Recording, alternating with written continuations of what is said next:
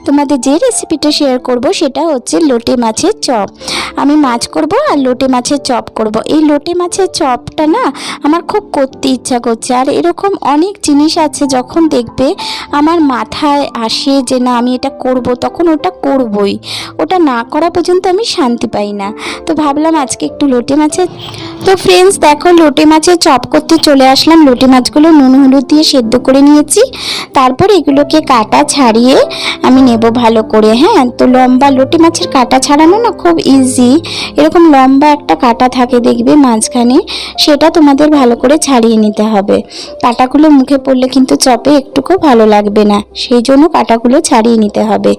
আর লোটে মাছ খুব তাড়াতাড়ি সেদ্ধ হয়ে যায়, অন্তত 5 থেকে 10 মিনিটের মধ্যে কিন্তু লোটে মাছটা নুন হলুদ দিয়ে সেদ্ধ করে নিয়েছি, তাহলেই দেখবে সেদ্ধ হয়ে গেছে। একটু ঠান্ডা হওয়ার পর আমি কিন্তু আসলাম মাছটা তোমাদের কাছে কাটা ছাড়াতে। এরপর পাউরুটি আছে না, সেটা দিয়ে আমি ব্রেড ক্রাম্ব করে নেব। এই দেখো কি সুন্দর পাউরুটিটাকে আমি গুঁড়ো করে নিয়েছি। তো এই পাউরুটিটা দিয়ে কিন্তু আমি ব্রেড ক্রাম্ব বানিয়ে নিলাম। ঠিক আছে, সেটা আমি একটুখানি, এই যে দেখো পাউরুটির এই গুঁড়োটাকে আমি একটুখানি শুকনো খোলায় কড়াইতে একটুখানি গুঁড়িয়ে নিলাম। ঠিক আছে, মানে তাহলে এরকম ব্রেড ক্রাম্ব তৈরি হয়ে যাবে। এরপর আমি কি করলাম, একটুখানি আদা রসুন আর একটুখানি লঙ্কা, এরকম একটুখানি যেগুলো আমি স্ক্যাপারে ঘষে নিয়েছি তোমাদের দেখালাম, সেটাই আমি একটুখানি ভেজে নিচ্ছি। নুন হলুদ জিরের গুঁড়ো, একটু গরম মশলা, একটুখানি লঙ্কা, সব কিছুই কিন্তু পরিমাণ মতন, লোটে মাছের যেটুকু পরিমাণ সেই পরিমাণ মতন আমি দিয়েছি। একটু জিরের গুঁড়ো, একটু ধনের গুঁড়ো, একটু লঙ্কার গুঁড়ো। হ্যাঁ, তো দিয়ে তারপরে আমি পুরটা বানিয়ে নেব। লোটে মাছটা যেটা আমি ছাড়িয়ে রেখেছি, সেই লোটে মাছটাকে আমি ভালো করে এই মশলার সাথে দিলাম। পেঁয়াজ আদা রসুন স্ক্যাপারে যে ঘষে রেখেছি সেই মশলার সাথে দিলাম, দিয়ে এটাকে ভালো করে একটা পুর বানিয়ে ঠান্ডা করে নিতে হবে। আর এদিকে আমি একটু কর্নফ্লাওয়ার, বেসন, আর এর মধ্যে আমি একটুখানি মশলা রয়েছে, আমার বিভিন্ন মশলা রয়েছে, সেই মশলা আমি এখানে একটু অ্যাড করলাম, একটু গোলমরিচের গুঁড়ো অ্যাড করলাম। তো দিয়ে আমি এরকম একটা ব্যাটার করে নিলাম। তোমরা মশলাটা যে যেরকম পরিমাণে ইচ্ছা হয় সেরকম করতে পারো। আর যে ব্রেড ক্রাম্বটা আমি ভাজিনি, মানে এমনি রেখে দিয়েছিলাম, সেটা একটু লোটে মাছের সাথে মিশিয়ে এরকম গোল গোল চপের আকারে করে নিলাম।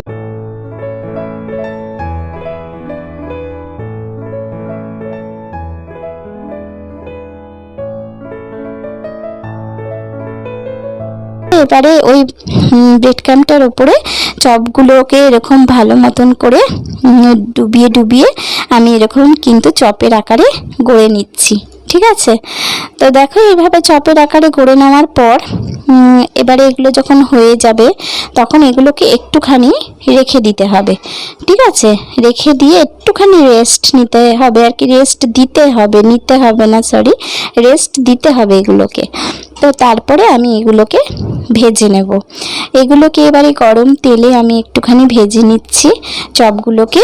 তো এই চপগুলো না খেতে খুব ভালো হয়, আমার ছেলে তো ভীষণ ভালো খেয়েছে, ভীষণ। আর আমার হাবি সবচেয়ে বড় কথা যে চপ লোটে মাছ খায় না, সে পর্যন্ত খেয়েছে এই চপটা, ওর জন্য রেখে দিয়েছিলাম। পরেও গরম গরম যখন রাত্রিবেলা এসছে তখন গরম গরম ভেজে দিয়েছি।